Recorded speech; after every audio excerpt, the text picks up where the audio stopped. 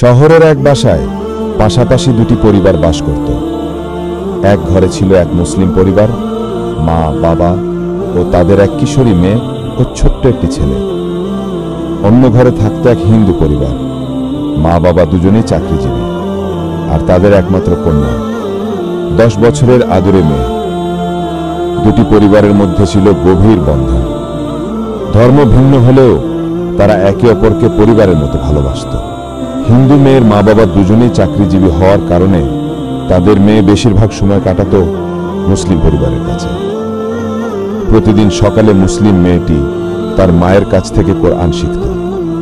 তার কণ্ঠে সূরা তেলাওয়াতের মধুর সুরে ঘর ভরে যেত, আর সেই সুরের টানে পাশের বাড়ির হিন্দু মেয়েটি চুপচাপ এসে দরজার পাশে বসে যেত।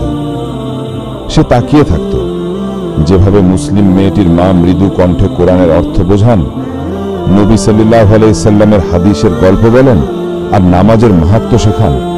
তাতে মেয়েটির হৃদয় ভরে যেত এক অজানা প্রশান্তিতে। দিন গড়াতে গড়াতে হিন্দু মেয়েটির মনে জন্ম নিল এক গভীর ভালোবাসা। সে ভাবত এই ধর্মটা কত শান্তি দেয়, কেমন যেন আলোর মতো লাগে।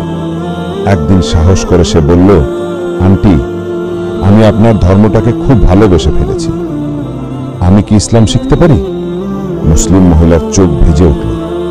তিনি নরম কণ্ঠে বললেন, মা, এটা খুব সুন্দর কথা, ঠিক আছে, আমি তোমাকে সব শেখাবো, কিন্তু তুমি এই কথা কাউকেই বলবে না, বললে তোমার অনেক সমস্যা হবে, তুমি চুপচাপ শেখো।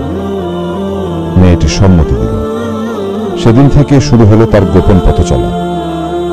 দিনে স্কুলে যেত আর ভোরবেলায় ও রাতে ইসলামের শিক্ষা নিত। নামাজ শেখা, দোয়া পড়া, রোজা রাখা সবই সে গোপনে শিখে নিল এবং গোপনেই মুসলিম হয়ে গেল। বছর কেটে গেল, সে বড় হয়ে উঠল। কেউ জানত না সে এখন মুসলিমা। সময় এলো বিয়ের। তার বাবা মা এক হিন্দু ছেলের সঙ্গে বিয়ে ঠিক করলেন। ছেলে আমেরিকায় থাকে। বিয়েটি হলো ঐতিহ্যবাহী হিন্দু রীতিতে। মেয়েটি চুপচাপ, কিন্তু তার হৃদয় কোরআনের আলো তখনও জ্বলছে।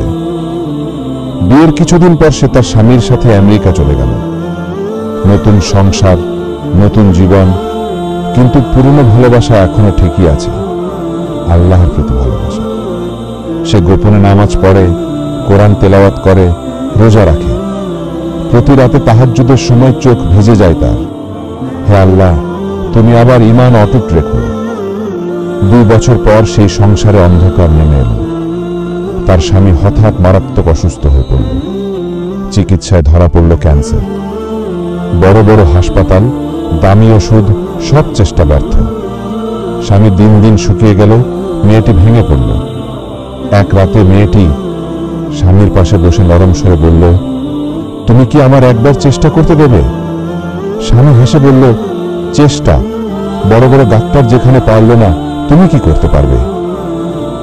সে শান্তভাবে বলল, আমি কোনো ডাক্তার নই, তবে আমি কি একটু চেষ্টা করতে পারি না? মেয়েটি এই কথা শুনে মেয়েটির স্বামী সম্মতি দিল, আর আমি যা করব তা নিয়ে তুমি কোনো প্রশ্ন করতে পারবে না। মেয়েটির স্বামী তাতেও রাজি হয়ে গেল।